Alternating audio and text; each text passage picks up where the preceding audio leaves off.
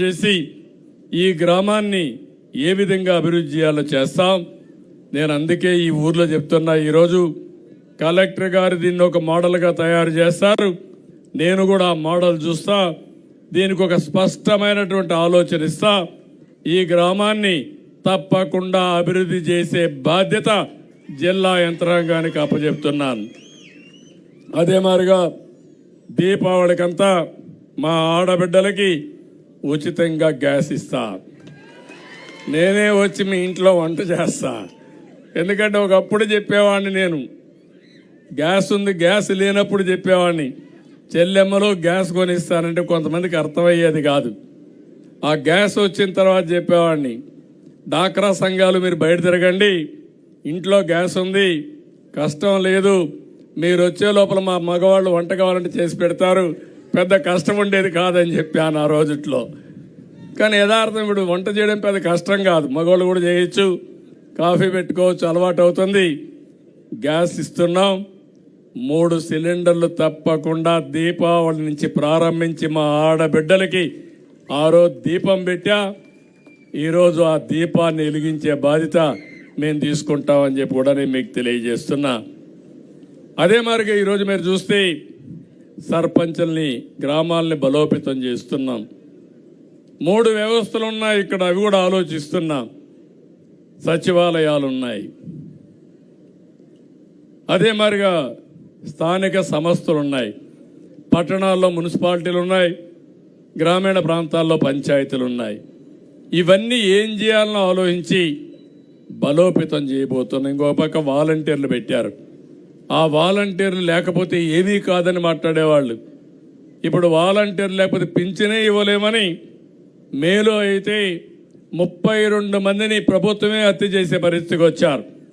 నేనన్నా, నాకు అధికారం వస్తే వాలంటీర్లు లేకుండా పింఛన్లు ఎట్టిస్తానో ఇచ్చి చూపిస్తానని ఆ రోజు చెప్పి ఇచ్చి చూపించాను. కానీ ఇప్పుడు వాళ్ళని కూడా ఏం చేయాలని తీసుకుంటాం, ఏం చేయాలని ఆలోచిస్తున్నా. ఏదైనా ప్రతి ఒక్కరికి ఒక రోల్ క్లారిటీ ఇచ్చి మీ జీవితాల్లో వెలుగు తేవడానికి, మీకు అండగా ఉండడానికి ఏ విధంగా ఉండాలనో అది కూడా ఆలోచిస్తాం.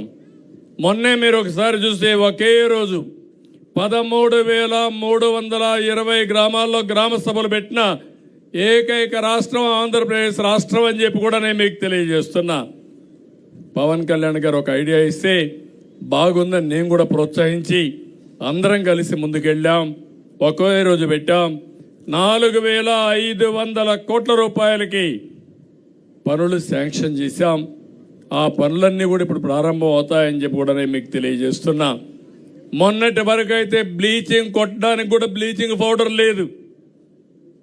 990 కోట్ల రూపాయలు ఫైనాన్స్ కమిషన్ ఇచ్చిన డబ్బుల్ని డైవర్ట్ చేసేశారు, పంచాయతీలు నిర్వీర్యం చేశారు. ఆ 990 కోట్లు ఇచ్చాం. గవర్నమెంట్ ఆఫ్ ఇండియా ఇంకొక 1,200 కోట్లు ఇవ్వాల్సి వస్తే ఆ డబ్బులు కూడా ఇచ్చారు. ఇప్పుడు మీరు చూస్తే ఆ డబ్బులన్నీ ఉన్నాయి. ఇప్పుడే మీ కలెక్టర్తో మాట్లాడినప్పుడు ఏమేం చేయాలనో ఈ గ్రామంలో అవన్నీ అనౌన్స్ చేస్తున్నా. మీకు ఏమాత్రం అనుమానం లేకుండా అన్ని పనులు చేయడానికి ముందుకు పోతాం. పోయిన ప్రభుత్వం ఎంత దుర్మార్గమైన ప్రభుత్వం అంటే, ఈ పనులన్నీ కొన్ని ఇచ్చారు, కొన్ని వేల. ఓకే, ఇప్పుడు మీరు చూస్తే జల్ జీవన్ మిషన్ ఒకటి పెట్టారు, 2019లో పెట్టారు. గవర్నమెంట్ ఆఫ్ ఇండియా ఉద్దేశం జల్ జీవన్ మిషన్ ద్వారా ప్రతి ఒక్క ఇంటికి కొళాయి ద్వారా నీళ్లు ఇవ్వాలని, ఆ నీళ్లు కూడా రిలయబుల్గా ఉండాలని. ఏదో బోర్లో నుంచి నీళ్లు ఇవ్వడం కాదు, ఎక్కడైనా మంచి రిజర్వాయర్ ఉంటే అక్కడి నుంచి పైపులు తీసుకొచ్చి మీకు ఎప్పటికి కూడా శాశ్వతంగా నీటి కొరత లేకుండా నీళ్లు ఇచ్చే వ్యవస్థకు శ్రీకారం చుట్టారు. 45 కోట్ల రూపాయలు, 45%